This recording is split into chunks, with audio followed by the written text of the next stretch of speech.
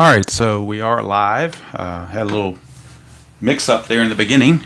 A little snafu seems to always happen when I try to do something. So bear with me while I get everything squared away. False alarm there at first. Somehow it got set when I set it up. Somehow it set it up to come up later, which didn't make any sense to me. So maybe this now will be what we need. Hoping the thing is right.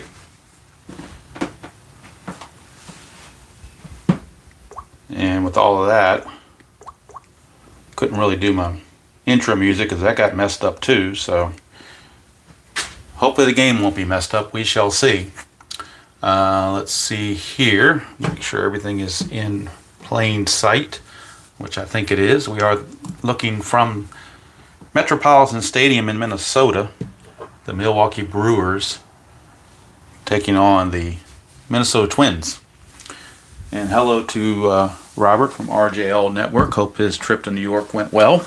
I know the Mets won the game he was at, which is always a good thing. And hello Brian B. Hello Doug and Kenyon.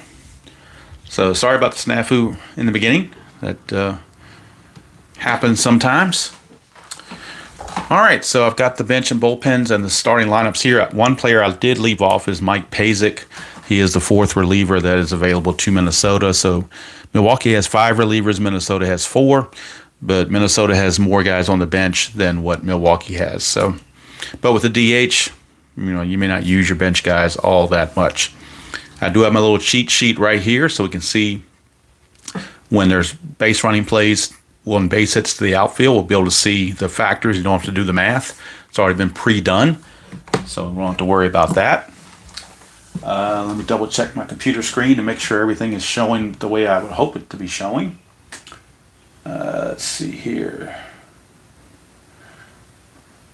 Actually, miracles upon miracles, it looks like everything's on screen the way it should be. Don't really necessarily need to see my score sheet, but it's just there because I need it to keep score. But I mean, looks like everything, the dice and everything are all in place. So we'll go with it.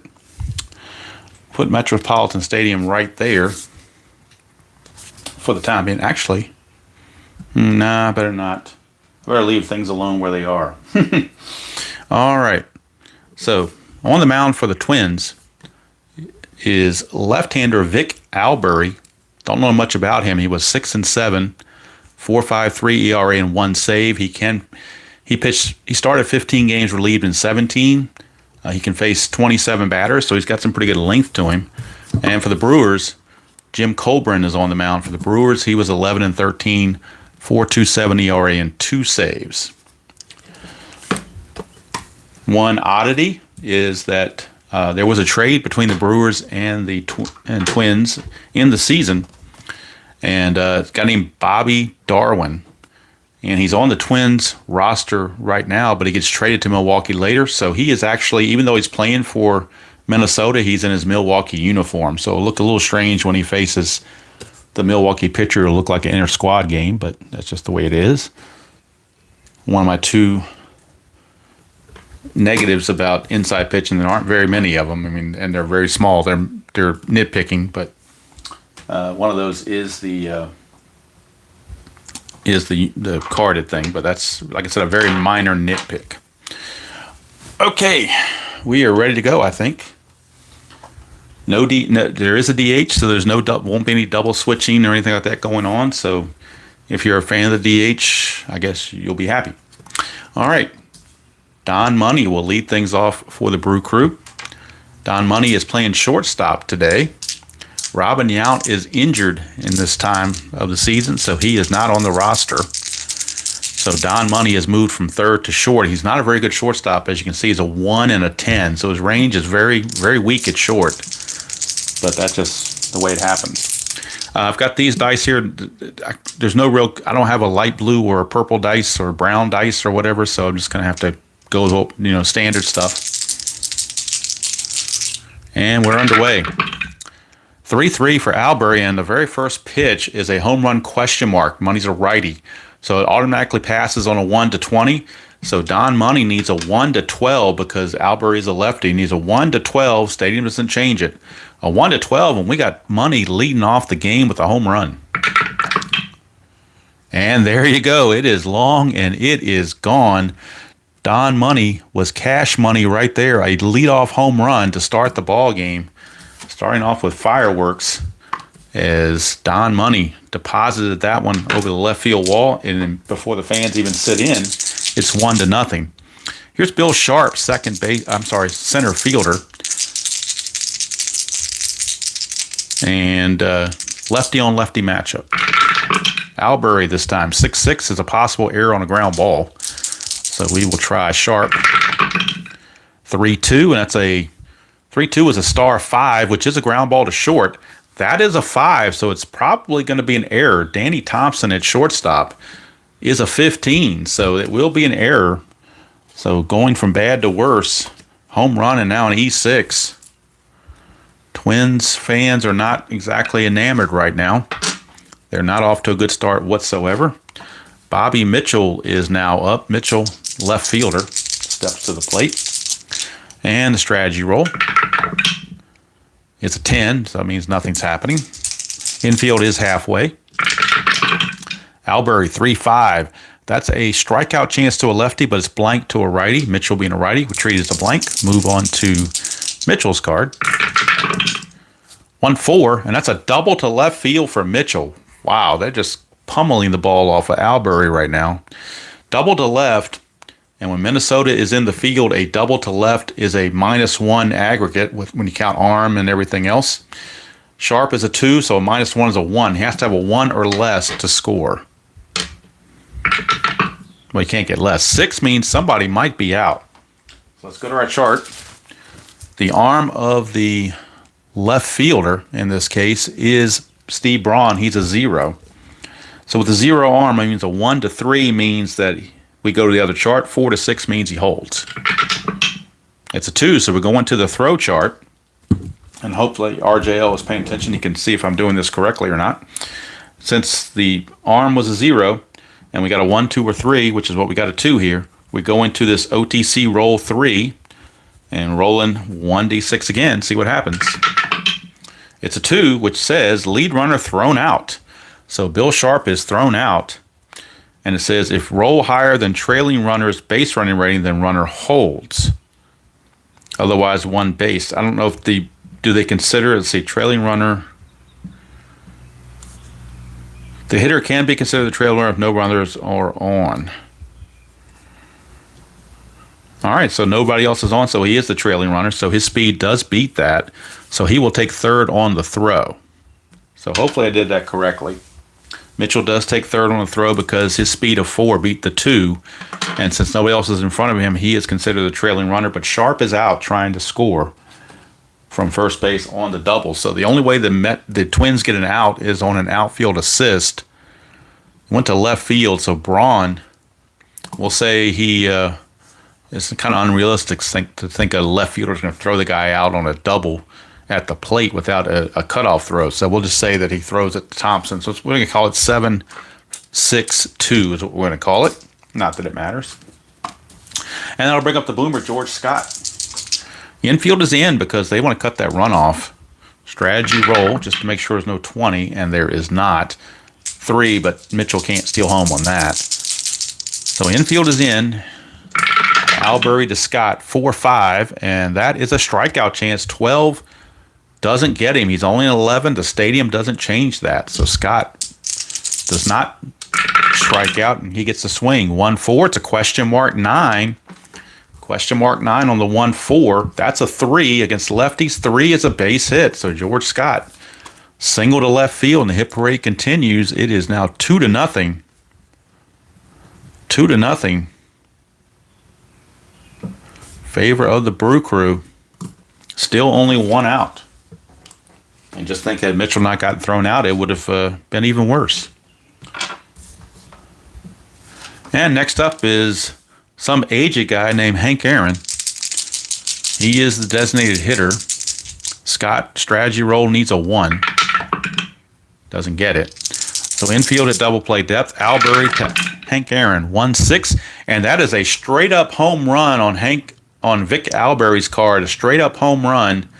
Hank Aaron has an 8, but that's a 15. So put it in the groove, but Hank Aaron missed it, but he does get the swing. 1-4. It's a single pass third. So how about that? George Scott with his speed does need to stop at second base, but the hit parade continues. Another base hit.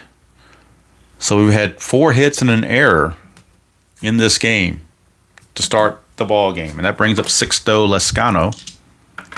Strategy roll for a pickoff. Nothing happening. Albury may need some relief here.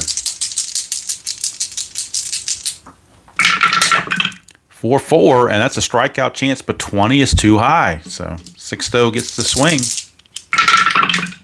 2-6. It's a ground ball to short, possible double play. He's a 3, but he's a -1. Drops it to a 2. They were halfway, brings it back to a 3. The pivot is the second baseman. Second baseman for the Twins is Rod Carew. He's got a 0 pivot. So a 1-3, and we got a double play. And we do. So miraculously and mercifully, we get a 6-4-3 double play to end the inning.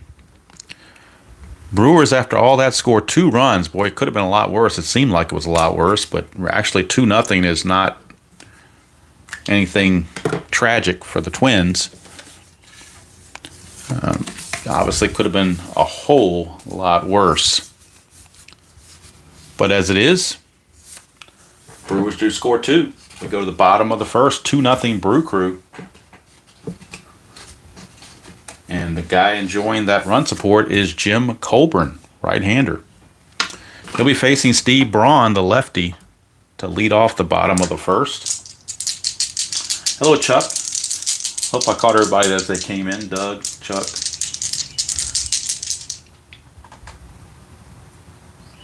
Well, we're glad you're home, RJO, safely. And in between, you're waiting to do the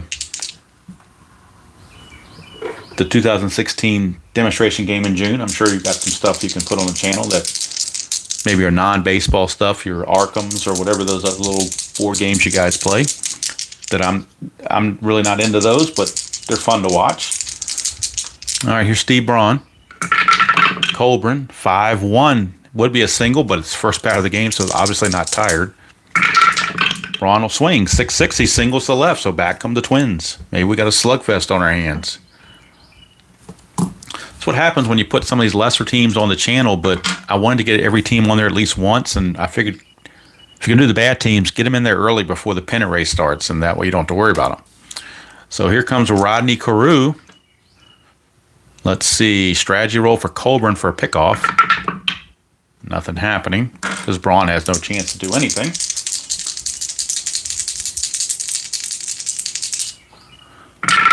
Colburn to Carew. 2-2 is a strikeout chance, but Rod Carew's not going to strike out. So Carew gets the swing. 2-4. He's going to. He grounds it back to the pitcher Colburn. He's only a 1 double play rating. Colburn's a 0, and when you go to the pitcher, you lose 1, so that drops it to a 0. They are halfway, so that brings it back to a 1. And let's see, the pivot would be the shortstop, and that is Money. He's a 0. So a 1 is a double play. Anything else won't be. It's a 2, so not going to be a double play. RJO, I believe, Braun's a 3, but being held at first base, I believe, drops him to a 2. So since this was a 2, I'm thinking you get the force on Braun. Is that correct? Or if it's a tie, does that go to the runner? I think, doesn't the runner have to beat the die to get the extra base? I'm thinking that's the way it is. The way I'm looking at it, it looks like a force play. Oh, tie goes to the runner, so that means Braun does get second base. Okay, so the only play for Colburn was to first base, it seems like. So we're going to call that a 1-3 ground out with Braun moving up.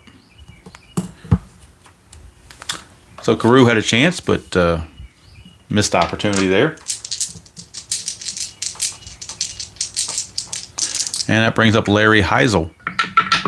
Strategy roll, nothing happening. Colburn to Heisel. 2-4, and that's a strikeout chance again. 10, though, he's only a 9 against righties, so no strikeout. Stadium doesn't help that. So Heisel will swing. 3-5, that's a fly to center field. That's out number 2.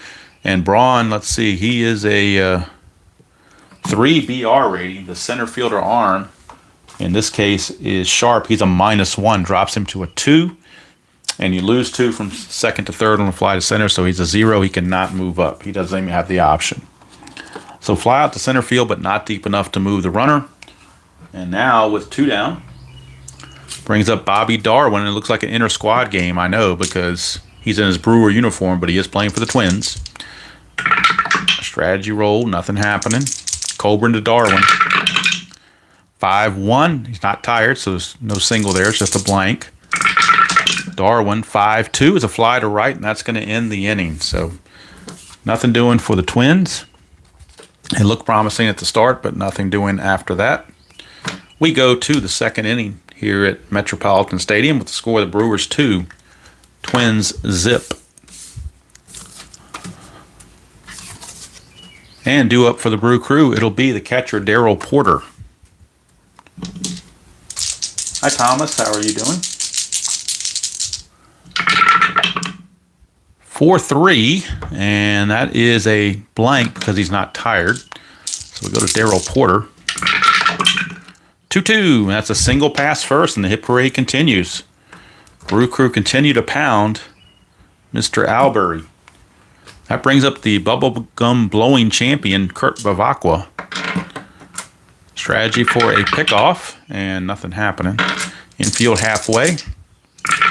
Albury, 3-5, and that is a blank to a righty. So move on to Bavacqua. 1-3 is a fly to right, 1 away. And Albury at least gets some relief.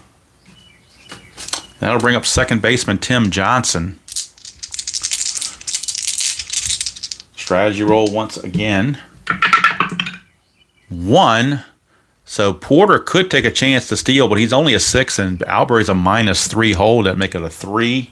And then the catcher, Lundstedt, is a +1. It'd be a 1-4, so obviously they're not going to try that. Albury, 1-5 is the ballpark card, going to Metropolitan Stadium for the first time. See what Metropolitan Stadium does. 3-5, and that is a ground ball to first, possible double play. He's a 2, but again, -1 here, drops it to a 1. They were halfway, brings it back to a 2. I'm sorry, you don't, because it goes to first, so you don't get the boost of the double play. So it's down to a 1, and the pivot at short for Minnesota is Thompson. He's a 0. So this has to be a 1 to be a double play. And it is. How do you like that? A 3-6-3 double play gets Mr. Albury out of further trouble. And maybe the Brew Crew might regret missing these opportunities to score while they can. But on the positive side, they still lead it 2-0. But it could be a lot worse.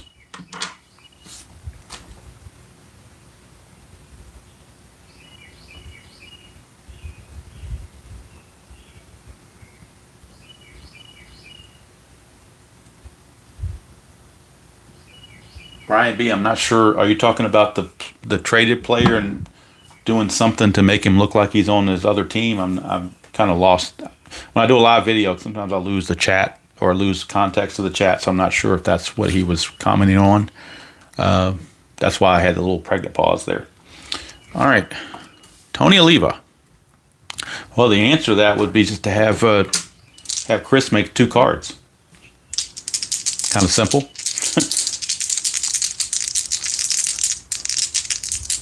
All right, Coburn against Tony Oliva. Obviously, he can only DH, and that's what he's doing in this game. 2-2, strikeout chance 14, too high.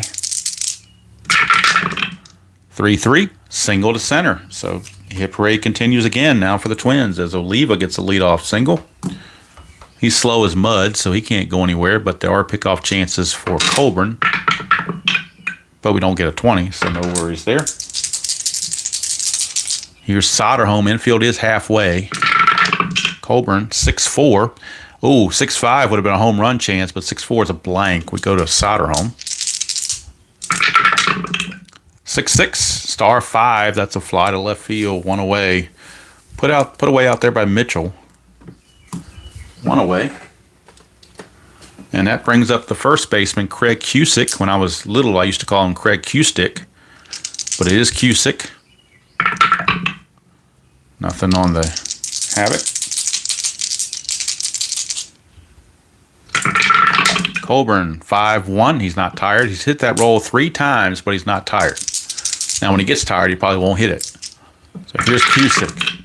4-2 for Cusick. That's a single past third, so 2 are on now, and Oliva is slow as dirt, not going to go anywhere other than 1 base. So runners at first and second with 1 out for shortstop Danny Thompson. Strategy, nothing happening.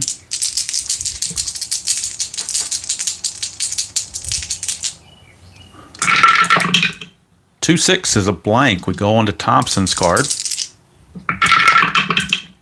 5-5 is a single to left field. Oliva, though, is a 1, so a single to left with Milwaukee in the field is a -1 aggregate, so that drops Oliva down to a 0, so he has to hold. And there's a twin on every base. Bases are full of twins with 1 out. And a guy I've never heard of before, Tom Lundstedt. He only had 28 at-bats on the season, but he's in this game, starting. There are other catchers. Borgman is on the bench. All right, Colburn now. Still got a pickoff chance going for him with a 20, but didn't get it. Infield is back for the double play. Colburn, 3-5, and that is a single split chance. I take that back. Lundstedt's a switch hitter, so 3-5, the single would have been against a righty, but against a lefty, switch hitter batting left, it's a double star line, so we got an out. Let's just see what kind of out it is. And Colburn's a ground ball pitcher. 1 through 4 are ground outs, 5 and 6 are flyouts. We get a 5. It's a fly to left field. That's out number 2, but is it a sacrifice fly? Lundstedt has 0 on his sac fly rating. Oliva, slow as dirt. He's a 1. Left fielder Mitchell is a +1, though. So that would make Oliva a 2. So 1 to 2, he would still score. And he does. So Tony Oliva comes in on the sacrifice fly by Lundstedt. What an unlikely pair for that to happen. But it does, and the Twins are on the board. 2-1. They've cut the lead to 2-1. With now 2 outs and back to the top of the order for Steve Braun. Strategy roll again for a pickoff. Nothing happening. Colburn, 1-2 is a walk plus, and Steve Braun will walk to load the bases again. So now the Twins have a chance to take the lead or at least tie the game, if nothing else, because Rod Carew is coming up with the bases loaded. Last time Carew grounded back to Colburn. Trying to do a little bit better this time. Nothing on the strategy. Colburn, 4-3, and that's at the ballpark, so we're going to Metropolitan Stadium. Metropolitan Stadium for Carew, 4-5. That is a single plus to right field, so that's a 2-run single automatically. Braun takes third automatically. And now Carew has a chance to stretch this into a double. Right fielder arm is Lescano, who is a -1. Carew's a 4, so that's a 1 to 3 for Carew to make a double out of this. And he does. So Carew, a 2-run double. And the Twins have taken the lead 3-2, and that's what I was talking about, the Brewers regretting not getting those runs early when they had the chance. They had Albert on the ropes, and now all of a sudden the Twins lead at 3-2 thanks to Rod Carew. That'll bring up Larry Heisel.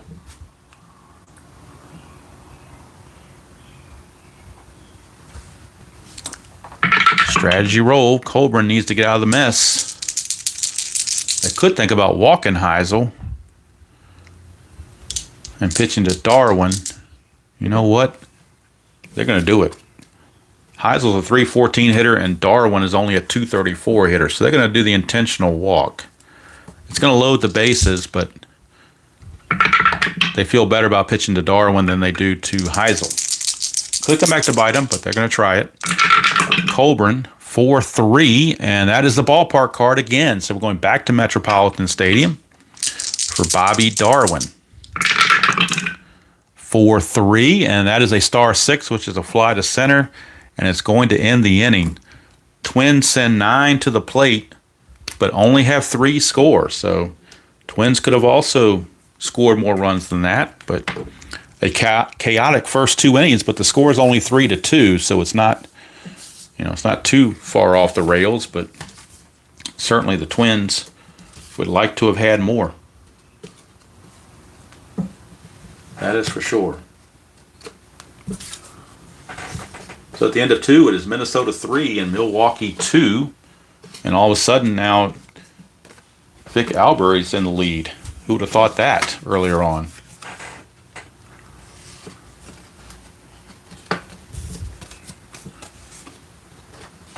And due up for the Brew Crew, it'll be the top of the order, Don Money.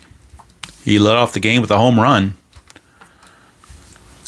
Twins fans hoping he doesn't do that again.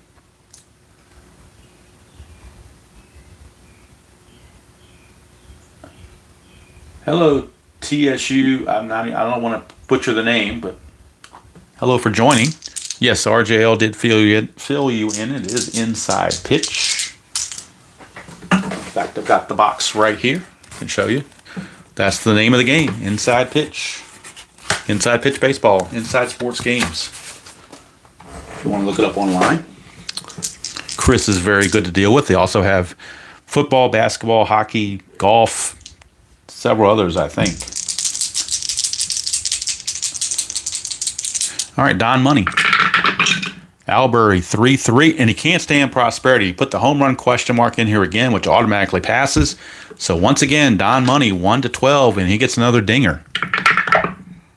He does not. He misses it, but he does get to swing. But almost 2 home runs there. 1-1. He's going to star 5 it, which is a ground ball to short for 1 away. So that time, Money couldn't cash in the home run, and there's 1 away for Bill Sharp.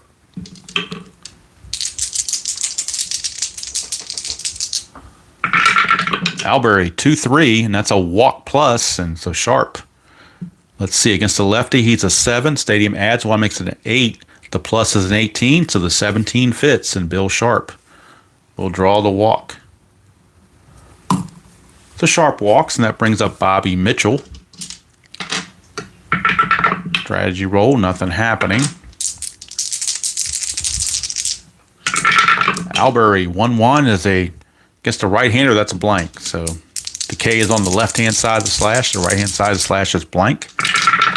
Mitchell, 5-1. Going to pop it to first for out number 2. And Cusick puts it away. 2 down for the Boomer, George Scott. Scott singled his last time up. Strategy roll again, nothing happening. Albury. 6-6, that's a possible error on a ground ball. Scott 6-1 is going to pop it to second, though. No ground ball to worry about. It's going to be the 3rd out of the inning. And how about that? Albury, 2 consecutive scoreless innings, and he still finds himself still in the lead, 3-2, when it looked like he was going to get chased early on. So we go to the bottom of the 3rd. And leading things off for the Twins will be the same guy that led off the 2nd. That being Tony Oliva.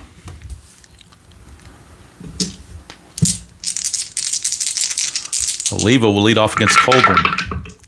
2-4, and that is a strikeout chance, but that's too high, so Oliva will swing. 6-6, and that's a split chance against a right-handed hitter or pitcher. That's a single pass short. So Tony Oliva gets himself a base hit to start the inning. He's 2 for 2. He started off the 2nd inning the same way. That'll bring up Eric Soderholm. Pickoff chance, not happening. Colburn, 2-3, and that's a range play. But again, the infield's halfway, so the infielder's range is going to drop by 1. Let's see if Soderholm hits it to the infield or not. 1-6. It's a single to left, but it's a range play. The left fielder from Milwaukee is Mitchell. He's a 2, so not very good chance, but he's got a chance. And he can't get it, so it is a single to left field. Oliva will have to stop at second base. But it's a base hit, back-to-back singles, failed range play. And that brings up Craig Cusick. Nothing on the strategy roll. Colburn, 3-4 is a blank. We go to Cusick's card. 6-6, and against a right-hander, that's a ground ball to first, possible double play. He's a 2. Nothing there. The first baseman, you don't add it when it goes to first, so it stays a 2. The pivot at shortstop is money. He's a 0. So 1-2, it's a double play. It's a 4, so they get the force, but that's it. They will retire Soderholm at second base. Goes 3-6 on the fielder's choice. Cusick reaches, and Oliva waddles or limps over to third, however you want to look at it. He's not very fast, obviously.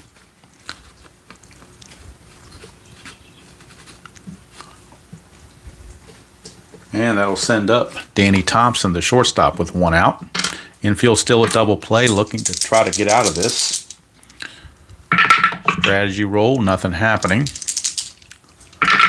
Colburn, 6-2, and against a right-hander, that's a straight-up strikeout right there on this. Lefty would be a star line, but the righty is a strikeout. So that helped Colburn. That keeps the base runners right where they are. Nobody can move anywhere on the strikeout. There's 2 away. And that brings up Lundstedt, the catcher. Infield back to normal. Nothing on the Havoc. Colburn, 6-2. Same role, but this time Lundstedt's a lefty, so it's actually going to be a star line. And we'll see what the star line is. It is a 6, a fly to center to end the inning. So Colburn got out of the mess again. He was in trouble the whole way, but somehow managed to finagle his way through the inning. I guess because Oliva's not very fast, so that certainly helped the cause too.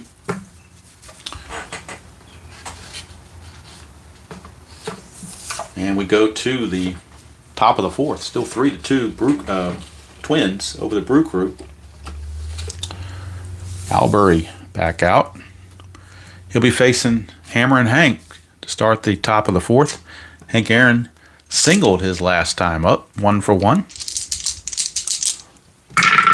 Albury, 4-5. That's a strikeout chance. 14 is too high. We go to Hank Aaron. 6-5, and that's going to be a pop-up to third. Soderholm right there, 1 away. So Albury's actually settled down since that first inning. See if he can go the 5 innings to qualify for the win. That's the big thing. Here's Lascano. 3-5 on Albury is a blank. Lefty would be a K chance, but righty it's a blank. 6-5 is going to fly to center. 2 down. Lascano retired for the catcher, Darrell Porter. Porter singled his first time up and raced on a double play. 3-6, and that's a strikeout chance versus a lefty, but 18 is too high. So Porter will swing it. 2-4. 2-4 is a split chance, and against a lefty, Porter's got this reverse split. It is a base hit against the lefty, so Darrell Porter. 2 for 2. And that'll bring up Bavacqua. Strategy chance, nothing happening. Albury to Bavacqua. 2-4. It's a range play at the ballpark. So not just the ballpark, but it's a range check at the ballpark. We get a 4-5, and that is a single plus to right field, but it's a range check of the right fielder from Minnesota, and that is Mr. Darwin. His range is only a 2. So he can't get it. So it will be a single plus, so Darrell Porter will make it to third base. The question is, will Bavacqua turn it into a double? He's a 3. The arm of Darwin's a -1, so he has to have a 1 or a 2 to make it. He does not, so he will hold right there. But it is a 2-out single for Bavacqua to keep the inning going. Moves Porter to third base. And now with 2 outs, Tim Johnson could get the Brewers tied up. Strategy roll. Nothing happening. Albury to Johnson. Lefty on lefty. 6-1's a walk chance. 13 is not going to do it. So Johnson will swing. 5-3. He's going to line it to third, and that's going to end the inning. So Albury escapes again, keeps the Brewers at bay, and the score remains 3-2. 3-2 ball game. And we go now to the bottom of the fourth and due up for the Twins. It will be the top of the order and Steve Braun. He singled and walked 1 for 1.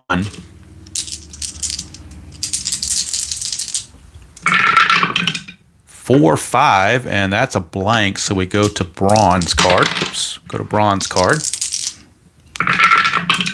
3-1, and that's a star 3, which is a ground ball to first, 1 away. So 1 down, and that'll bring up Mr. Rodney Carew. Carew had that big double. Big double his last time up. Colburn, 4-1's a blank, so we go to Carew's card, which is never a bad thing, since he's a .359 hitter. 4-6, and he's going to single to right on cue. So Rod Carew gets himself a second base hit. Hitting machine is Mr. Carew. That'll bring up Larry Heisel. And Carew's strategy roll needs a 4 or less. Does not get it. Infield double play depth. Here's Colburn. 3-2, and 3-2 is a walk chance. 11 is too high. So we go to Heisel. 6-3, that's a pop to short. Infield fly rule. 2 down. So Heisel can't get it done, so maybe the out-of-uniform Bobby Darwin can do it. 3, so that's a chance for Carew to steal. He's a 16. -1 from Colburn makes him a 15. Porter's a -1 makes him a 14. 1-14, Carew's going to try it. And he's in there. Stolen base for Rod Carew. He gets himself into scoring position with 2 outs. Carew stole 35 bases in 1975. Strategy roll again. Nothing happening. Colburn to Darwin. 6-6, that's a strikeout chance straight up. 17 is too high. Oh, no, it's not. Looking at his walk. 17 is good. So he struck him out to end the inning. Straight up strikeout chance on his card. Very strange that he would have that. Well, not really. I'm thinking of the batter getting a strikeout on his card, but strikeout chance, and Colburn got the big K that he needed to end the inning and keep the Twins off the scoreboard and leave Carew at second base. So 4 innings are in the books. Still 3-2. That score has been lingering as we go to the 5th. And due up for the Brewers, it'll be the top of the order, Don Money. He homered in the first, just missed a homer his last time up, ended up grounding to short. 6-1 is a walk chance, and they want no part of Money, so Albury said, let's change it up and walk Money. All right, here is Bill Sharp. Strategy roll for Money. Not going to happen. Infield double play depth, lefty on lefty. 1-6, and against a left-hander, boy, it's a big split right here. Right-hander be a home run chance, left-hander's a strikeout chance. Strikeout is too high, but that's a real dangerous split right there. Here's Sharp. 4-6, he's going to single past center field. Minnesota's in the field. A single to center to get from first to third is a zero factor, so we keep Money with his 3 to see if he can make it to third base. And he does. So Don Money makes it to third base. Runners on the corners with nobody out. And back come the Brew Crew, and now the Twin bullpen might start to see some activity. Right-hander Ray Corbin loosening the pen. Coming up for the Brewers is Bobby Mitchell. Hello, DJ and Texags. How are you two doing? Bobby Mitchell, let's see, strategy roll. Nothing happening. We're not doing a squeeze bunt or anything like that. So Albury, they got him on the ropes. They don't want to give up free outs and blow up the inning by having a missed squeeze play. So Albury to Mitchell. Infield for the Twins is double play depth. They need outs. 5-3, and they got an out. That's the star line on a 5-3. Let's see what kind of out it is. It's a 1, fly to left, so possible sacrifice fly. The sacrifice fly rating on Mitchell is a 1. Then he gets it, so Don Money doesn't even have to use his speed. He got it off of Mitchell. And we got a tie ball game. Sacrifice fly off the bat of Mitchell. Ties the game at 3. And that'll bring up the boomer, George Scott. Strategy, nothing happening. Infield double play depth again. Albury to Scott. 1-1, blank to a right-hander. We go to Scott.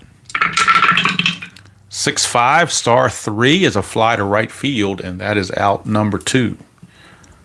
So 2 down for Hank Aaron. Nothing on the strategy.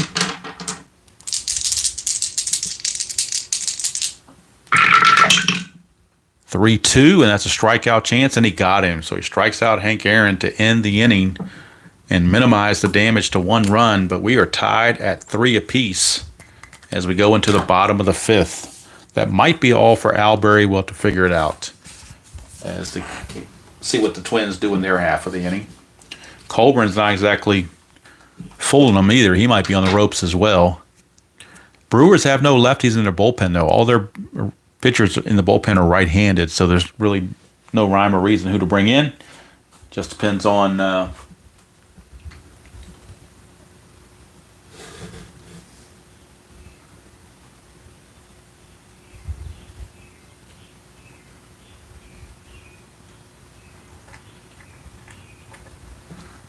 right, Texie, I know I'm pretty sure the factors for the stadium are correct. Kind of surprised he wouldn't send you another card, though, but I'm assuming he's corrected it now on his file. It really, unless you're playing a whole lot of Montreal 75 games, I really didn't care one way or the other. As long as the factors were correct, that was the main thing to me. In my mind, I know it's Park Jerry. I know it's not a state Olympic stadium, so. But again, still a little surprised about that, but maybe he'll work on that and send you a PDF copy or something, or mail you another copy. I'm not sure how he does it, but anyway, here is Tony Oliva. Start off against Colburn. 2-2, strikeout chance too high. So we go to Oliva. He's 2 for 2 with 2 singles. 3-4. This time he's going to ground it right back to Colburn. Easy play.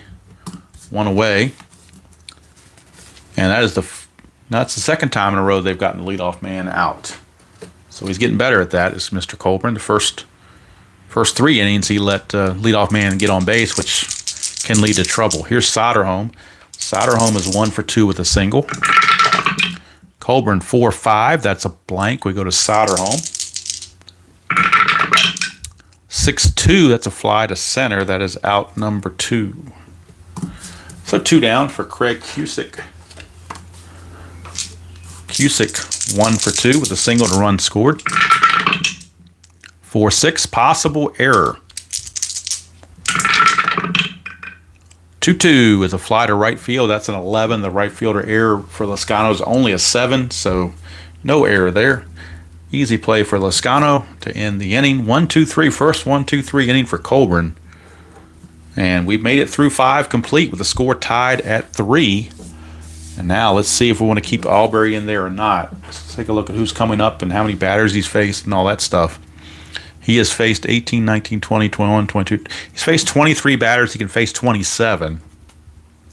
You've got righty, lefty, righty, lefty. So two on both sides. So you wonder if they might go to the bullpen here. Although the people in the bullpen aren't that much better, to be quite honest. Their bullpen is, other than maybe Bill Campbell, their bullpen is pretty bad. Ray Corbin's got a 5.12 ERA. But they're facing some right-handers, so I think they're going to go ahead and make the move and bring in Ray Corbin. So Corbin will be your new pitcher for Minnesota. Albury goes 5 innings and comes away with a no decision.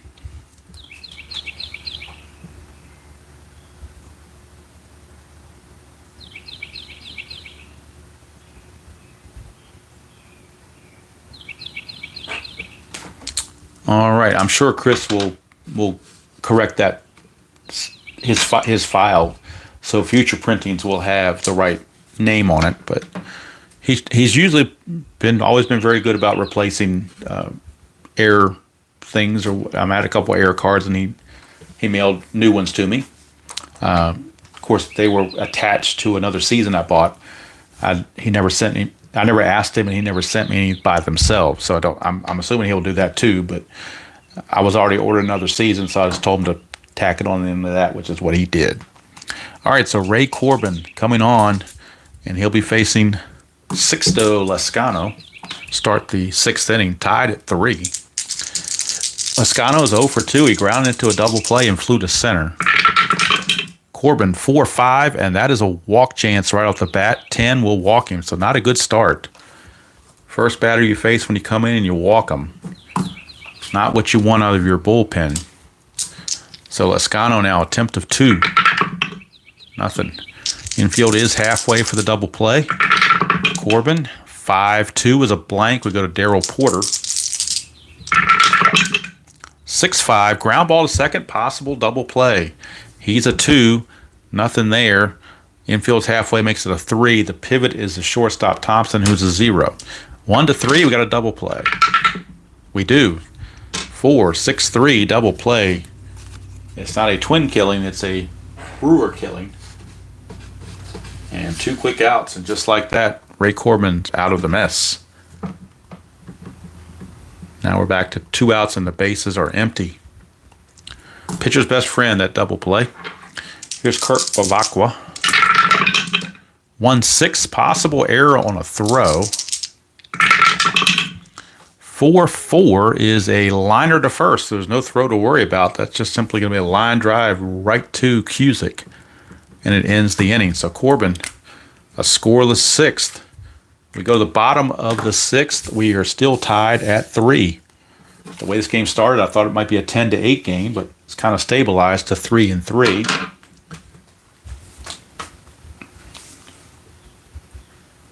Yeah, they've got the birds out there. They definitely. It's not quite the Masters and Jim Nance with the fake bird sounds, but it's close enough. All right, at least nobody's doing their lawnmower. That's the big thing. All right, Slayton can face 28 batters. He's faced 25 right now, so he's right on the border. And like I said, Milwaukee has only right-handers in their pen. So let's see who they might be loosening down there. They're all right-handed, so looks like their closer was Tom Murphy. Castro and Rodriguez are kind of the setup guys. Hossman's kind of meh, and Slayton is the starter that didn't start for a while, so he can pitch in a pinch. So appears to be Bill Castro loosening the pen for the Brewers, in case Colburn needs some help. Right now it's Danny Thompson to lead off for the Twins.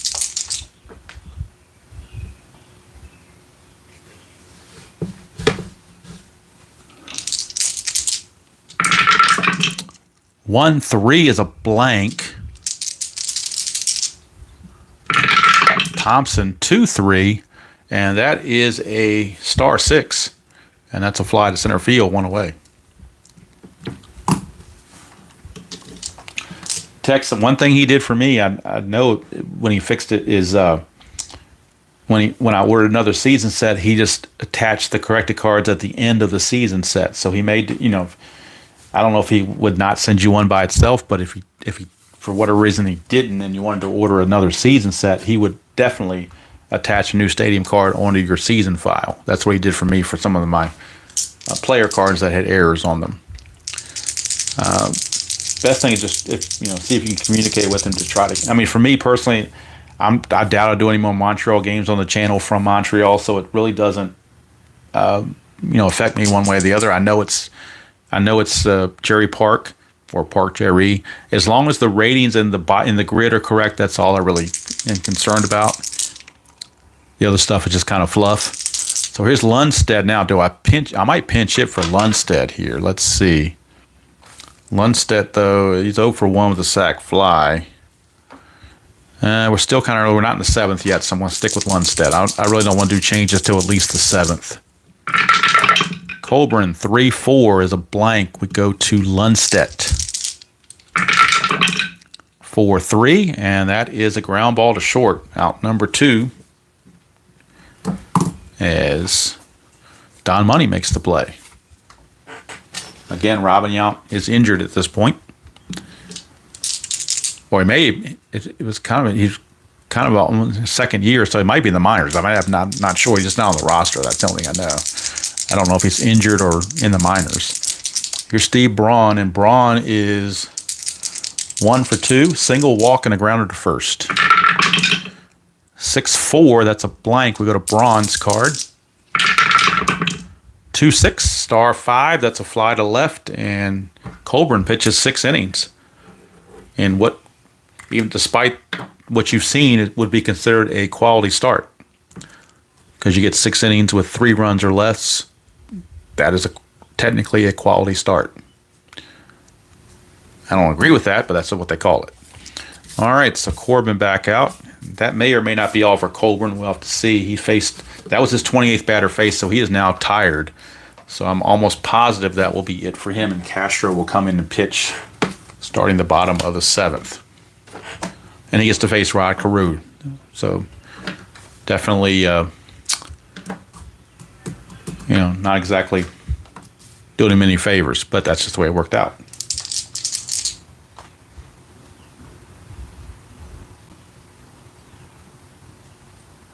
I miss. The birds chirping. That's where that came from. Okay, I was missing that one there for a second, but I do remember that song. Unfortunately, hope it doesn't get stuck in my head. Here's Corbin to Johnson. Johnson's 0 for 2. 2-6 is a strikeout. 19's too much. 3-5, and that's a ground ball to short. 1 away. 1 down, and we flip the order back to Don Money. Corbin 2-5 is a walk plus, and that will generate a walk to Don Money. The last 2 times they've walked, and they really haven't wanted any part of him after the home run and the almost home run. They just have been staying away from Don Money completely. Here's Bill Sharp, strategy roll. Nothing happening. Infield is halfway. 1-6, possible error on a throw. 4-4 is a fly to left, so no throw to worry about. That is out number 2, therefore no error to worry about. 2 down for Bobby Mitchell. Strategy roll again. No, hadn't been any 20s come up for any pickoffs or anything. Corbin, 2-2. Double question mark, that's a pitcher result. 1 to 18 is a single. That's an 8, it's an S1. That will be a single. To get from first to third on an S1, you do need a 4. Money's a 3, but with 2 outs makes him a 4, so he will take third base. Courtesy of the 2 outs. So runners on the corners for the Boomer, George Scott. And now what do you do if you're the Twins? I guess you stick with Corbin because it is a right-hander coming up. Nothing on the Havoc. Corbin to Scott. 1-1's a blank, so we go to George Scott's card. 2-5, he's going to line it hard, but right to second base. Rod Carew, Johnny on the spot, will snag it, and the inning is over. So we go to the 7th inning stretch here in Minnesota with the score tied at 3. And it'll be a new pitcher, Bill Castro, coming on for the Brew Crew. I would say singing your Take Me Out to the Ball Games, but maybe you sing Loving You by Minnie Riperton instead. Maybe that's the way to go out to the 7th inning stretch. I don't know. I can't personally get that high up, so I'm not even going to try. I'll probably hurt myself if I did. So I will stick with what I got. All right, so new pitcher is Bill Castro. Colburn goes 6 innings, gives up the 3 runs. And now Castro is on. 3-2, 1 save, and a 2.52 ERA. And as I said earlier, he gets the joy of facing Rod Carew as his first batter faced.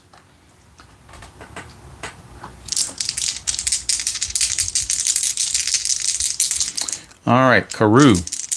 2 for 3, a single and a double and a stolen base. Castro 5-2, double question mark. That's a pitcher result against a lefty. 1-13 is a single. That's an 11. Rod Carew with his third hit of the game.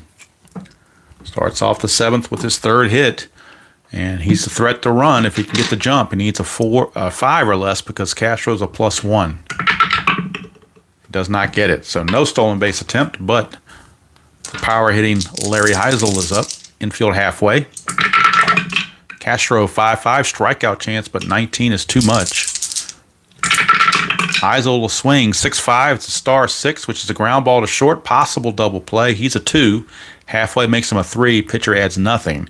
The pivot at second base is Sharp. Second base pivot is Johnson, rather. He is a 0. So it's a 1-3 for a double play. And they get it. 6-4-3, twin killing. This was literally a twin killing on a 6-4-3 to erase those base runners. 2 quick outs. Bases are clear now for Bobby Darwin. And Darwin is 0 for 3 with a strikeout. 4-3, that's a blank. Darwin. 1-3, he's going to single pass short. So Bobby Darwin gets the base hit. Boy, how big was that double play now? That brings up Tony Oliva.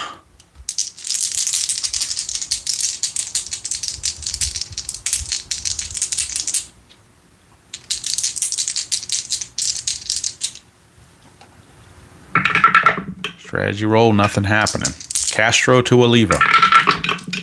3-5, and that's a strikeout chance. Oliva 15, though, is too much. So we go to Oliva. 3-4, it's a ground ball right back to Castro. And that's going to end the inning. There are already 2 outs, so no worries of a double play or anything. He's just going to throw it to first the traditional way and take care of business.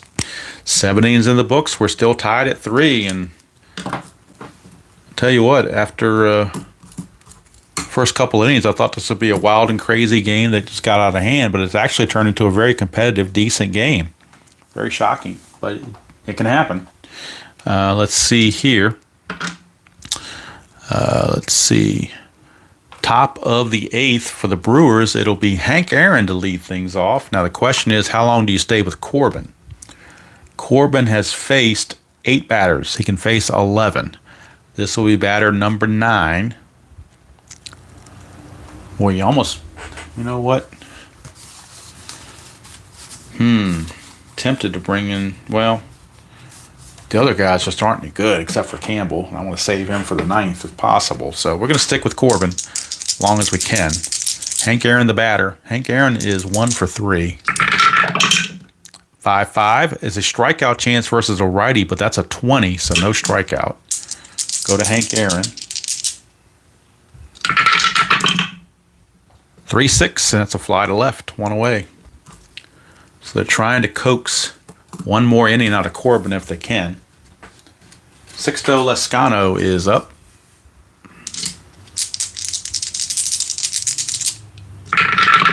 Corbin 4-4, strikeout chance, 7, got him. 2 down. So 2 up and 2 down. And now this will be batter number 10. I'm sorry, batter number 11. This is batter number 11, so he'll be tired after this at bat. 4-6, strikeout chance, got him. So he finishes with a bang, with a flourish, striking out Lescano and Porter to end the 8th inning. That's going to be it for Corbin. They will go to Bill Campbell, most likely in the 9th, no matter what the score is. So Castro can face 11 batters. He's only faced 4. He's definitely good to go. And for the Twins, it'll be Eric Soderholm. Big part of my 1977 White Sox team replay that I did.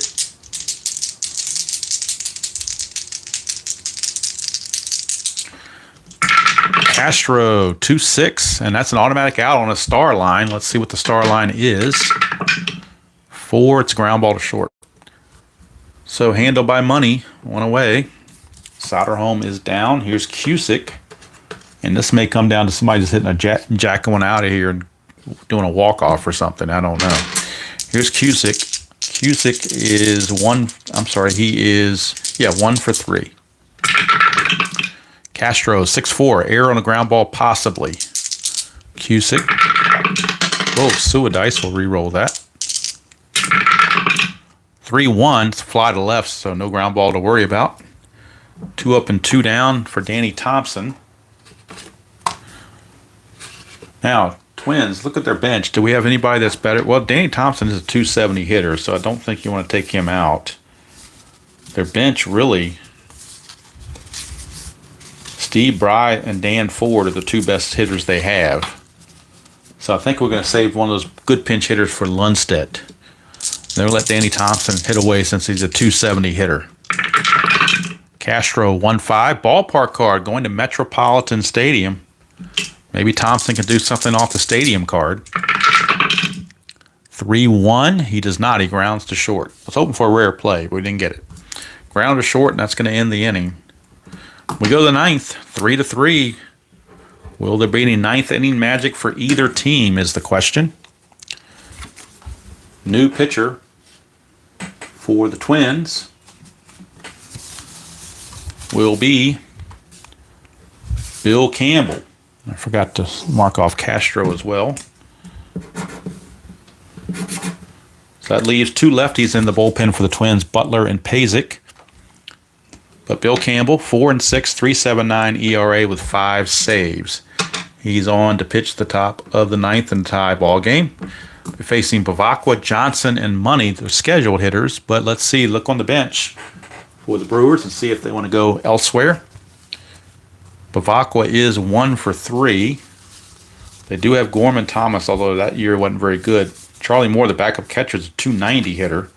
Mike Hegan is 251 hitter. Bavacqua is only 229.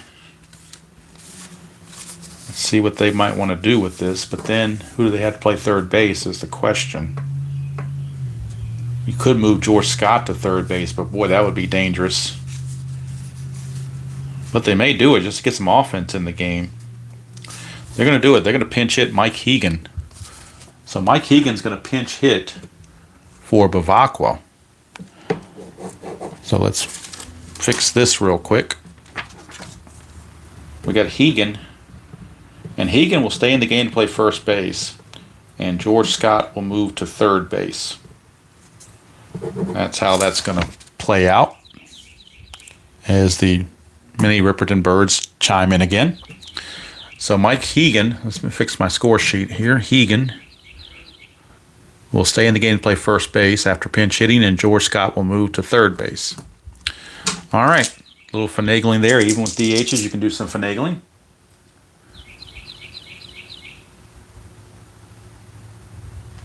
Okay, Mike Hegan, the pinch hitter, 251 on the season against Bill Campbell. New pitcher, new batter. 2-4, walk plus, so it didn't matter who it was. Probably on that walk, on walk plus, you're going to reach anyway. So Hegan, leadoff walk, not a good thing for Campbell to start the game. Not a good way for him to start the game at all. Tim Johnson is your scheduled hitter. He was a 141 hitter. He will not be up. Charlie Moore will hit, and Pedro Garcia will stay in the game to play second base. So Charlie Moore will hit for Johnson, and Garcia will take over at second base. That leaves Gorman Thomas as the only bench player left for the Brew Crew. So even with the DH, I like to use my players, use my bench. That's why they're there. So Moore is the pinch hitter, and then Garcia will be the new second baseman in the bottom half of the 9th. All right, so Bill Campbell, strategy roll. 1, so he does have an attempt to steal. He's a 10, but that's a -2, makes it an 8. Lundstedt will be a +1, makes it a 9. Less than 50-50, they're not sending him.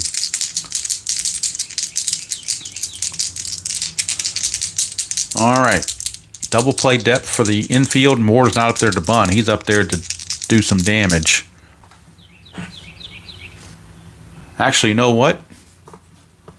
Nah, I could have brought Garcia in to bunt because he's a really good bunter, but as a visiting team, I try to get more than one run. So we're playing for a bigger inning. 4-5, bigger fish to fry. 4-5, and it's a home run question mark.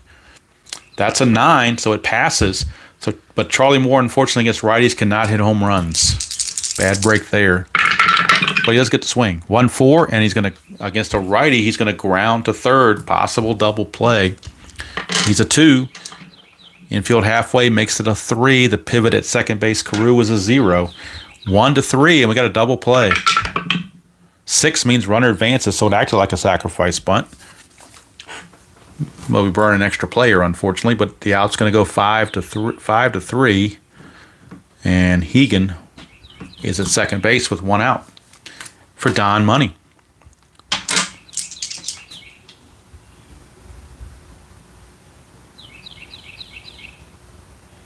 I remember HTS. I used to watch the games with Mel Kiper and John Lowenstein, one of the best broadcasting teams I ever got the chance to see. John Lowenstein was hilarious.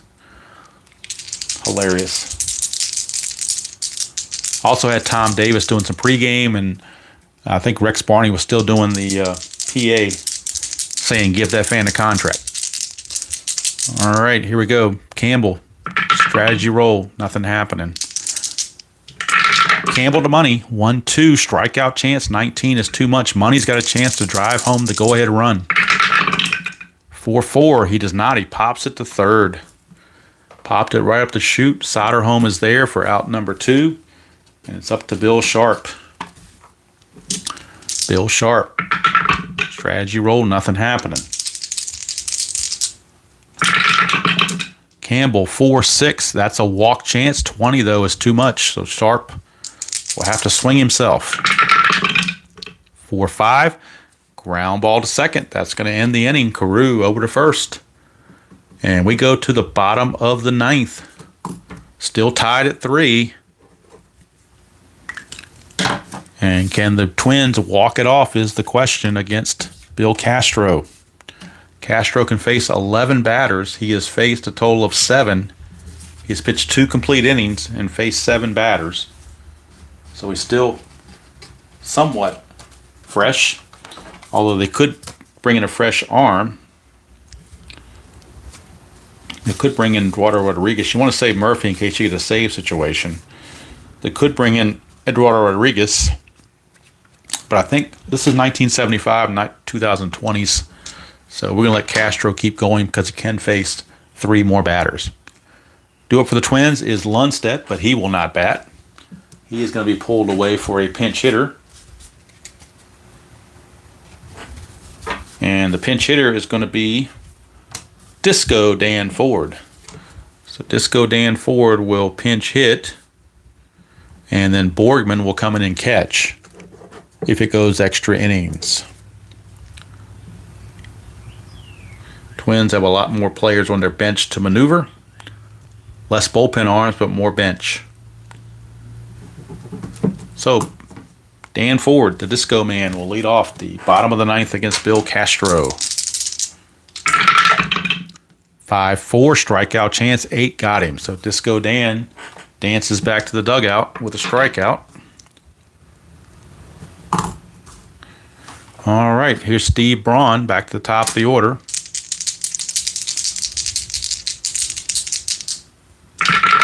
Castro, 5-3 is a range play. We go to Braun's card for a range play. 5-3 is a star 4. That is a ground ball to short. Range of short is Money. He's only a 1. That's the problem. He can't get it. So even on a 2, he could not get that. That's the thing about having Money as your shortstop. That range play is going to get you, and it certainly did.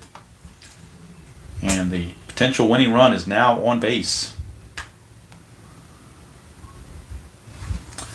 And that will send up Rod Carew. Who else? No place to put Carew. Chance for a pickoff for Castro. Not going to get it. This is the 10th batter, so he's not tired yet. Castro, infield halfway. 3-4 is a blank. We go to Carew, who's already got 3 hits in this game. 6-4, he's going to get 4 hits, single past second. That's his 4th hit of the game for Rod Carew. On an S4, you need a 3 or better to get to third. Braun's got it. So runners are at the corners. The winning run is now at third base with only 1 out. For the dangerous Larry Heisel, his run means nothing. They will walk Larry Heisel intentionally for the 2nd time. And they'll pitch to the traded guy, Bobby Darwin, but he's going to be called back for a pinch hitter, I do believe. Twins are going to make the move to the bench, and they're going to bring in a little bit better hitter. They don't have much from the right-hand side. I'm sorry, from the left-hand side, so they're going to have to go with a right-hander, Steve Bry. Steve Bry will pinch hit for Darwin and would stay in the game to play right field if it goes any further. So Steve Bry is on to pinch hit and try to walk this thing off. Bases loaded, 1 out. Bottom of the 9th. I think RJL, this might qualify as 9th inning magic. I'm not sure. Castro, strategy roll. Needs a pickoff. Doesn't get one. Infield, let's see. He's got a double play rating of 3, so you'd be looking at a 4. Boy, do you take the chance or do you bring the infield in? That's the question. They're going to play back for the double play. They're going to take that chance and play back for the double play. Castro, 3-5, and that is a strikeout chance. 7 got him. Didn't have to worry about it. Struck him out. Huge strikeout for Bill Castro. Out number 2. And let's see, Castro, 1, 2, 3, 4, 5, 6, 7, 8, 9, 10. All right, so Castro is now tired. He will come out of the game because you don't want a tired pitcher in there because you can bring in the winning run with that. So they will turn. Again, no lefties in the bullpen, but they're going to turn to Eduardo Rodriguez. 7-0, 7 saves, and a 3.49 ERA. Eduardo Rodriguez is on to try to keep this thing going and send us to extra frames.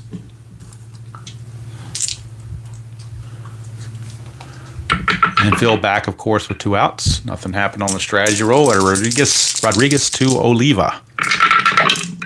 3-4, strikeout chance. Got him. Boy, talk about coming in and doing the job. Eduardo Rodriguez just did it. Striking out Oliva. And the Twins leave the bases loaded with only 1 out and nothing happening elsewhere. 2 strikeouts in a row. Twins are going to be ruining that missed opportunity right there. They'll be thinking about that one for a while. Steve Bry, of course, stays in the game to play right field.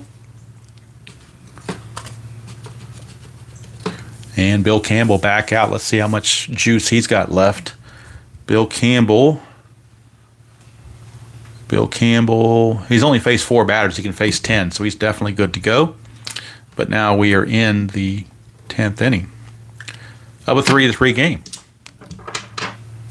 No ghost runner. This is 1975, so no ghost runner.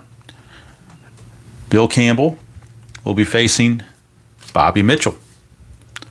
Leading off the top of the 10th. Mitchell is 2 for 4, single, double, run scored, and an RBI on a sacrifice fly.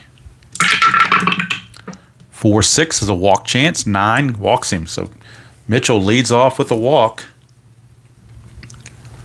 And that'll bring up the boomer, George Scott. And you might think about normally say this might be a bunt situation, but not with George Scott and Hank Aaron coming up. You're not going to bunt. Strategy roll, nothing happening. Campbell, 2-5, possible error. Scott, 6-2, ground ball to third. That is a 7. And the error on Soderholm is a 6. I don't know if you saw that. That die was a 2, and at the last minute it went to a 7. Soderholm's error rating is a 6. That would have been an error had it stayed a 2, but it did roll over to a 7 at the very last second. So we do not have an error. We do have a ground ball to third with a possible double play. He's a 4. halfway makes it a 5. Pivot at second base, Caru's a 0. So anything other than a 6, and we got a double play. And that's what we got. So not only did he not make an error, he turns a double play around the horn, 5-4-3. So nice play there by Soderholm. Wipes the bases clean for Hank Aaron.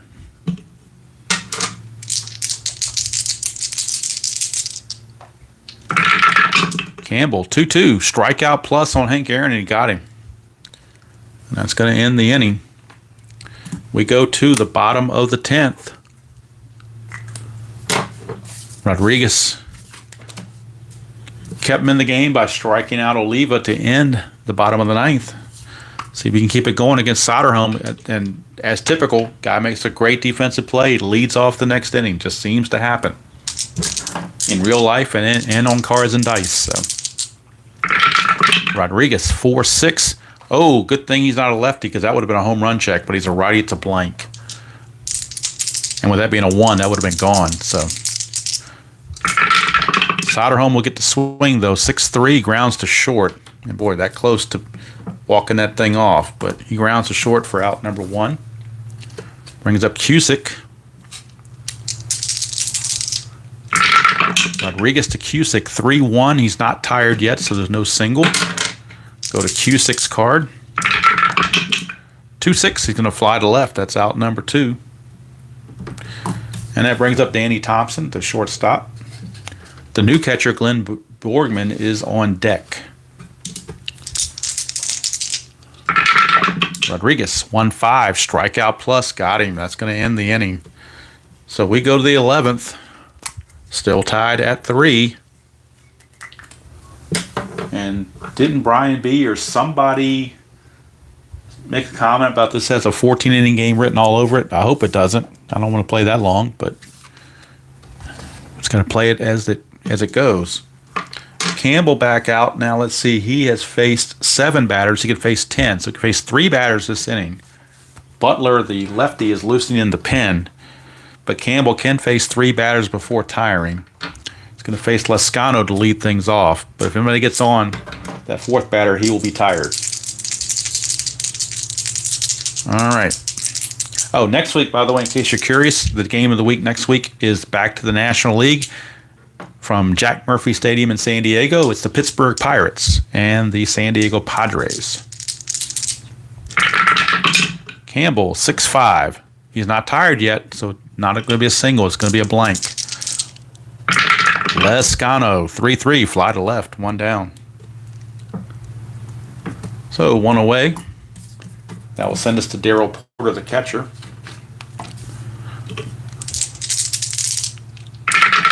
Campbell, 1-2, strikeout chance, 9, got him.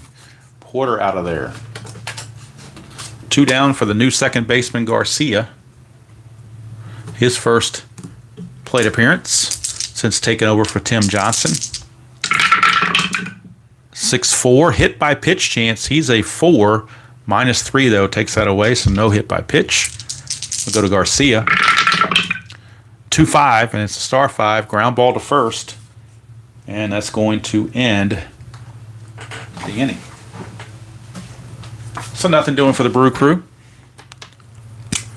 That's all for Campbell, though. He's kind of extended as far as he can go. And Butler, the new lefty, will be coming on. He can face 11 batters, so he'll be coming on to pitch in the bottom half of the 11th. And let's see here. Actually, that was not Garcia. It should have been Hegan. My bad. I had the wrong card. My bad. So let's see. 2-5. I had 2-5 for Garcia was a star 5. So 2-5 for Hegan was a star 1. So it's an out regardless. The kind of an out is, let me fix this. On a star 1, it's a ground ball to second. So actually, Hegan grounded to second. And Garcia will lead off. Got so many switches here. I got out of sorts. But we're straight now. And Eduardo Rodriguez, let's see how many batters he can face. He has pitched to 4 batters. He can face 10, so he's still good to go. And due up is Borgman. He came in to replace the catcher.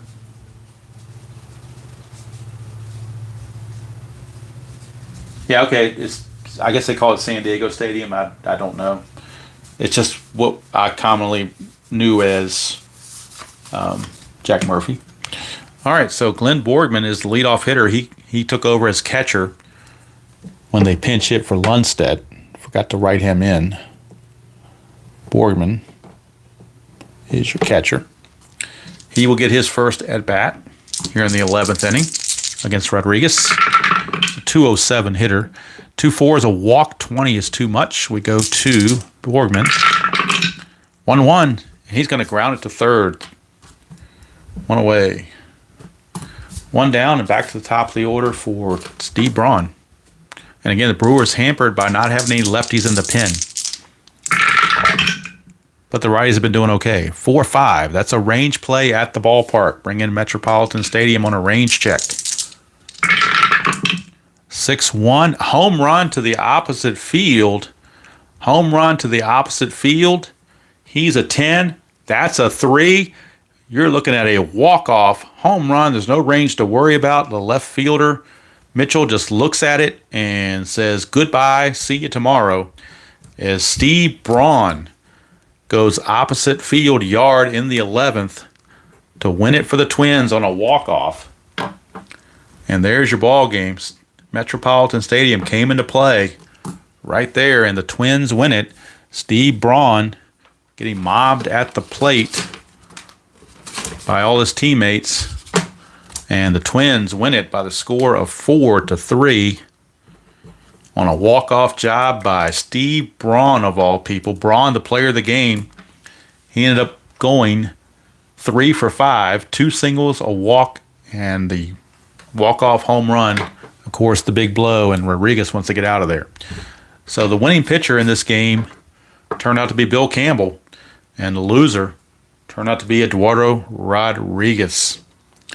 So a wild one here at Metropolitan Stadium. It went 11 innings. I'm not even going to worry about the totals. It's just too messy to worry about. Plus, we've gone on for probably longer than we need to. Over an hour and 20 minutes, I think. So time to wrap this puppy up. And like I said, next week, we'll take us to San Diego. It'll be the Pirates against the Padres on Inside Pitch. Replay baseball. I did a game, opening day game in 1993, a couple days ago. And then someone asked me if I would do like I don't know if I want to call it a playthrough or a how-to or whatever. So I'm going to formulate that. I don't want to just do that off the cuff. I want to have something written down and be structured and whatnot. So I'll probably do something like that later in the week. Of course, the Yankees 2022 has the game against the Orioles coming up back at Yankee Stadium. They finished up with the the Guardians, my bad. They finished up with the Guardians, so they're ready for the Orioles. And I believe Luis Severino is a starter in that game. That video will probably be recorded either later today or tomorrow and uploaded on Monday, most likely. And again, that's the start of the 3-game set against the Orioles from Yankee Stadium. And then once we get past that, then you're looking at, I think they play Kansas City after that or Toronto. I'm not sure which one. But that's where that's standing. Let's see. Yeah, Indian, I can't help. Yeah, Jim, I can't help it. It's old habits die hard, I guess. And slip of the Freudian slip of the tongue. Like I said, I've gotten kind of used to Guardians now, but when I'm just speaking off the cuff, sometimes Indians just pop out. It happens. Hard to avoid it. But anyway, it just turned out to be more entertaining than I thought it was going to be, at least for me. I don't know about you guys, especially the way the game started. It looked like it was going to be a mess. But it actually was nip and tuck there in the last 5 innings or so, 6 innings. And the walk-off home run from Steve Braun took care of it. So, appreciate all you guys for tuning in. Sorry about the mix-up earlier when I was setting it up. Somehow it got clicked on to be done later on. So I don't know why it did that. I don't remember clicking that button, but I must have hit something by accident. and it said it was going to happen like tomorrow or something, which was ridiculous. So I had to stop that, close that, and reopen, and go from there. So hopefully it went off without a hitch too much right now. Again, next Saturday, and I'm going to try to. If 1 o'clock is my optimal time to do these. I may go up an hour or back an hour, depending on what's going around personally. But ideally, if I had my druthers, I would like to do it at 1 o'clock Eastern every Saturday. Seems to be an appropriate time. Anyway, that's going to do it from here. Hope you all enjoyed that presentation of Inside Pitch. Again, as I say, Inside Pitch is probably, it's right there with Stratomatic in my top 2. Payoff Pitch, maybe it's a slight tick below that. And then Replay is starting to catch up as the number 4 game. It's kind of seamless with the charts. Did the yard work get rained out? Not raining here. It's nice and sunny here. Grass doesn't really need to be cut right now. I could go out and do some other things, but I cut the grass during the week because there's so much daylight in the evenings. I have time. I like to free my Saturdays up to do other things than mow the lawn. I do other, I go to the trash and do laundry and stuff like that, and maybe some general cleaning. But I try to save the yard, the grass cutting for during the week, especially if I know the temperature is going to be nicer than, because sometimes the Saturdays the weather doesn't always cooperate. It's just the way it goes. I live kind of out in the country, so I'm not in a subdivision or anything, so it's not like, you've got these people with all these immaculate, cookie cutter yards or whatever. It's basically just, you got trees all around you, and as long as I cut it and it's green, that's all I really care about. So, and that's the way the neighbors are too. Everybody does about the same thing. And half the time when people cut the grass around me, it's a cloud of dust kicking up because they got more dirt and they got grass, but that's just a different story, I guess. All right, so like I said, I'm really enjoying getting back into replay baseball. I know that it's hard to stream on that because you don't have the results on the card itself. I got the trifold up there, so I can kind of give you the results as I'm playing it pretty seamlessly. But some people like to see the results on the cards. Same with APA. It's the same deal with APA. At least I'm not flipping the book, though, in replay like I am in APA. I've got the trifold up there, and like I said, it's fairly seamless. I do enjoy the game. There's a lot of things in replay that I like, little idiosyncrasies that they include that I like. And I really like the 93 season Inside Pitch. Unfortunately, it's not come out with 93. I'm hoping Chris gets on that pretty quick. It's one of my favorite seasons, along with 77. So 93 is definitely up there in my top list there with 77. And probably maybe 86 go along with it, but 77 for sure, and 93. So once Chris gets 93, that is yeah,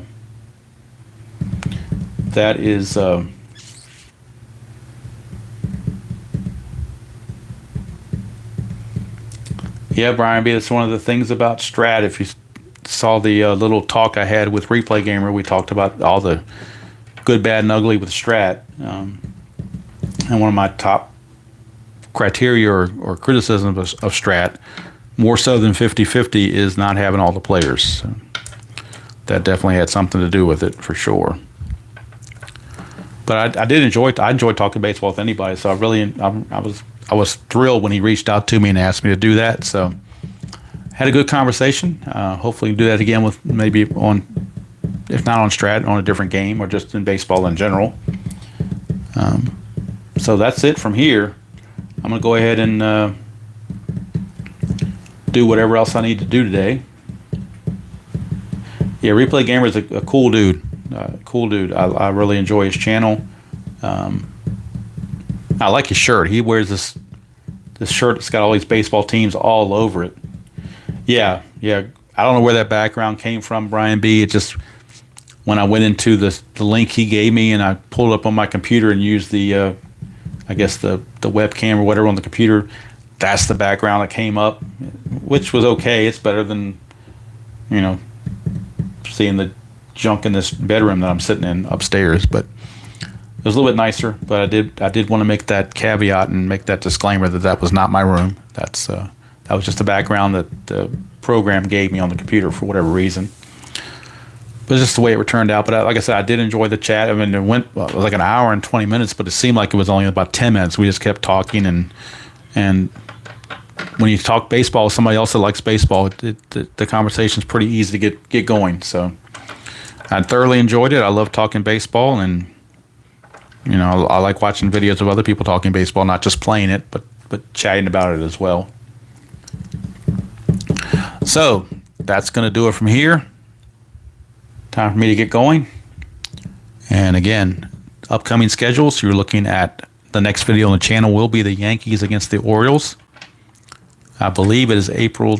It's like the end of April. I'm not sure what date it is or what game number it is, but it's at the end of April. Eventually, I want to get caught up and try to get. I don't know if I'll ever do it, but I'm going to try to get caught up with the actual calendar date. But I'm kind of behind. It's going to be hard to do that, but I will try. At least to get it caught up in the same month anyway, so I can try to get into May while we're still in May.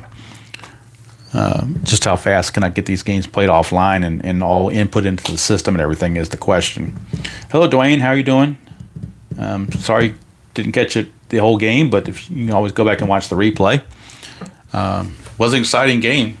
I guess you've already seen the score, but I'll try to hide it for anybody that look at the last minute.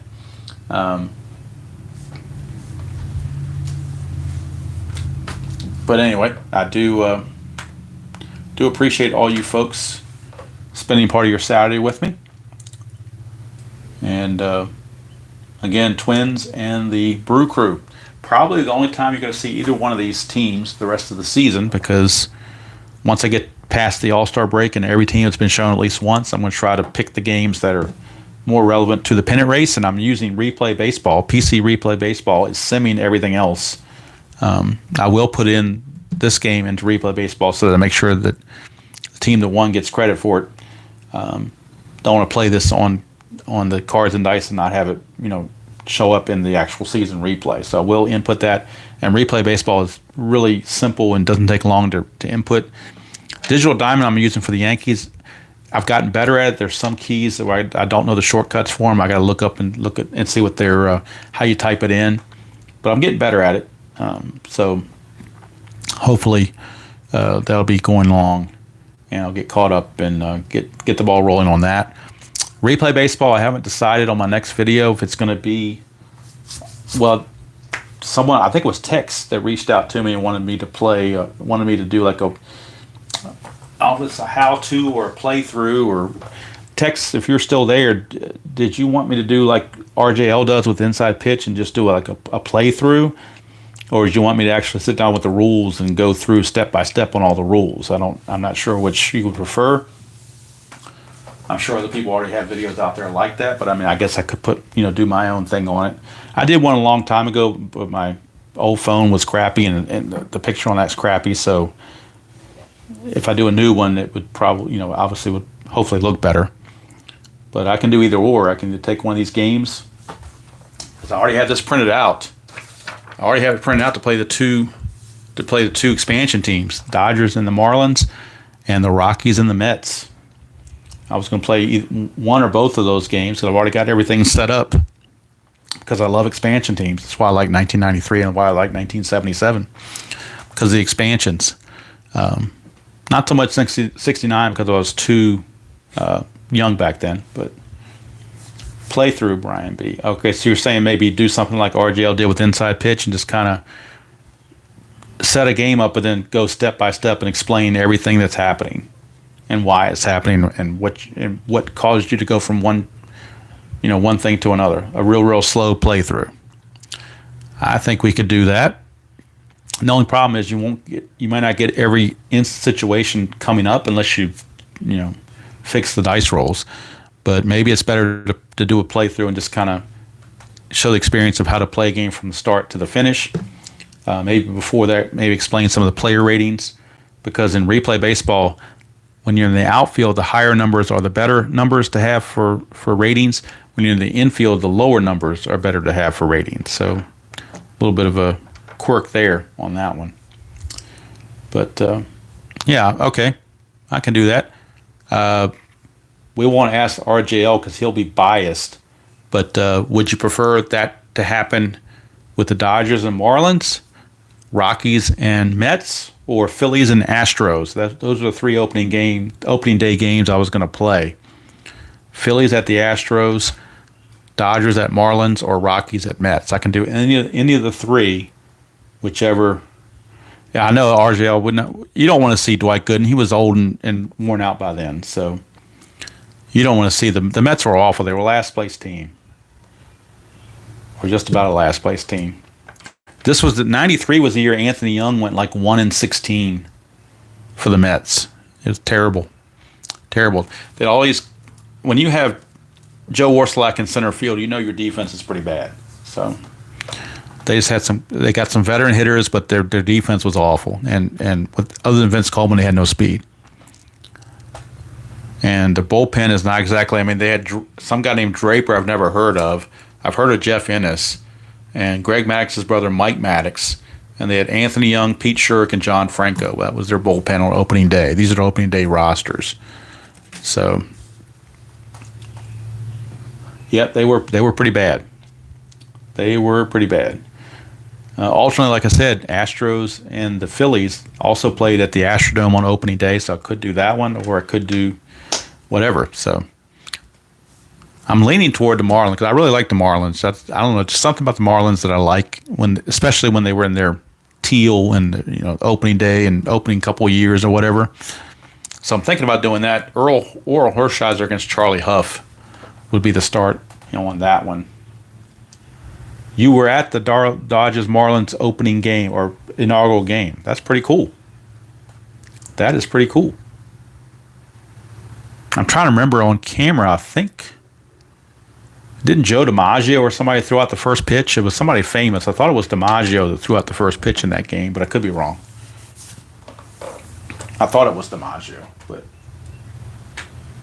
I could be. Of course, I remember the ESPN broadcast when Chris Berman was on there. He was getting all excited because Charlie Huff struck out the first two batters, and he's like, "Oh, the Marlins going to win the World Series," and all this other stuff. It was him and I think it was him and Buck Martinez were the two guys that were announcing that game, if I remember correctly. It's on YouTube.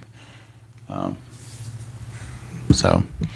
right. So what I will do then, I've got to, instead of sitting down and doing a how-to, this won't take as long. I'll do a slow playthrough, Marlins and Dodgers. I will record it because if I do it live, I'm going to get distracted and whatnot. And if I need to pause the video, I want to be able to do that. So sometime this week, I'll record a slow playthrough. No, Scott Pose won the starting job, Brian B., in the beginning of the year. He won the starting job from Chuck Carr. But then when he stopped hitting, they brought Chuck Carr in to take over in center field permanently. But Scott Pose actually won the opening day job in center field for the Marlins. And actually in their bullpen, the Marlins had an unknown guy named Trevor Hoffman was in their bullpen too. They actually traded him to San Diego as part of the Gary Sheffield trade. So interesting, they had Harvey and Hoffman both in their bullpen. So they had a pretty good bullpen with those two guys. And Carpenter wasn't bad either.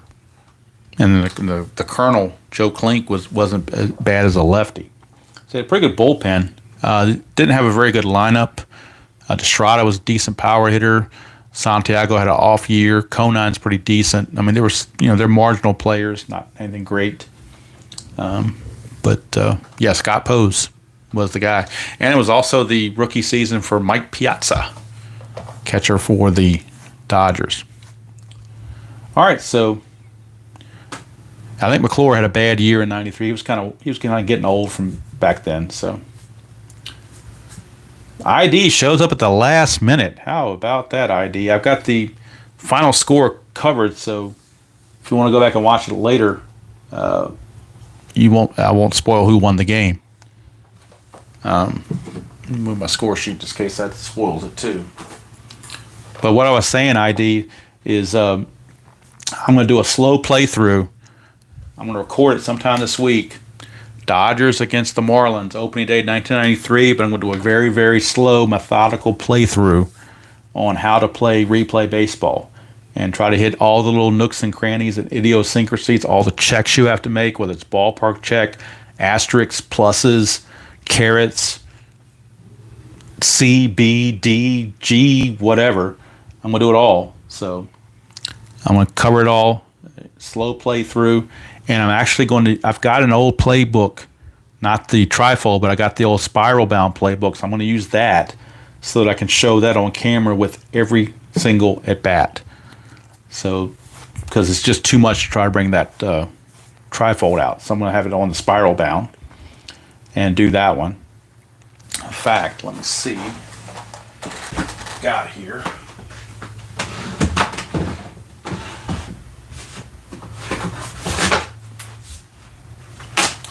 Here it is, actually. This is the original, or the old version of the replay playbook. It is tabbed, and you've got your action and bunt charts at the very beginning of the book.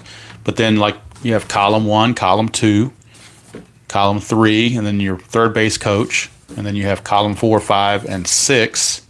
Then you got a hit and run. And then you got your rare plays behind that. And then you've got your optional steals, your rules and your optional steals and whatnot behind that. So for the video, I'm going to use this because it'll be much easier to show this on video than it will be to show the trifold. Because trifold just does not work very well. But that's what I will do. I will do that sometime I'll record that sometime this week after I do the Yankee game against the Baltimore. So probably on maybe Tuesday night, maybe I'll record this and post it maybe on Wednesday night. Be my goal to post that and do a slow playthrough of replay baseball using the Dodgers and the Marlins game from opening day 1993. I've already printed out a couple of the marginal players that are on PDF, like a Bob McClure. He was not included in the original card set, but I did print him off, so I have him. I've got everybody that's on the original roster for opening day. I've got the cards all set up for them. So that's what I will do. I will do that probably, like I said, probably record it on Tuesday and upload it on Wednesday would be my goal. So that's what I will do. Brian Beat, I thought I saw a highlight with what kind of uniforms were the Reds wearing yesterday? It looked like they were black. Looked like they were black or something weird looking. It didn't look like their normal uniforms. So I don't know what they were wearing yesterday, but seemed rather odd. But I guess nowadays baseball, they'll wear anything so they can sell more merchandise. They'll wear weird stuff. But I don't know. I saw something, a highlight of it, and it looked really, really weird. City Connect garbage uniforms. Okay. Maybe that's where they belong, was in the garbage, because they look terrible. Yeah, they were definitely all. And the ones Texas brought out at the beginning of the year, those were awful too. I don't know where they're getting these uniforms from. They need to stick to basic uniforms and not do all this extra crap. I do like the fact that the Marlins on Fridays are wearing their old throwback uniforms to the 90s. So that I do like the teal. Kind of wish they'd go back to that permanently, but at least on Fridays they're doing that. So I was happy about that. So, all right, that's the plan then. My plan is to record the Yankee game either later tonight or tomorrow, upload it on Monday most likely, and then record the slow playthrough on Tuesday with an upload on Wednesday, or either record it on Wednesday with an upload on Thursday. +1 804 865 baseball, and hopefully whatever I explain will make sense and will help somebody or other people maybe either enjoy the game or maybe enjoy it better or understand it better and understand why certain things are happening. I'm going to try to not only show what's happening, but why it's happening. So, if that makes any sense. So that's going to do it from here. Again, appreciate you guys tuning in. I've been on here for way too long, so over an hour and a half, so probably worn out my welcome by now. It's almost 3 o'clock. It's getting close. So that's going to do it from here. Again, appreciate you guys tuning in and look forward next 2 videos, Yankees, Orioles, probably on Monday, and then the replay baseball slow playthrough Dodgers, Marlins, opening day 1993, Should post either Wednesday or Thursday. I'm hoping to get it done on Wednesday. That's my goal. To record it Tuesday and post it Wednesday. That's my goal. But I could record it Wednesday and post it Thursday. One or the other. I'm not sure which it'll be. It'll be no later than Thursday for sure. All right. Everybody have a great weekend. Enjoy playing whatever game you choose to play. However you choose to play it. And as usual, I will see you all down the road.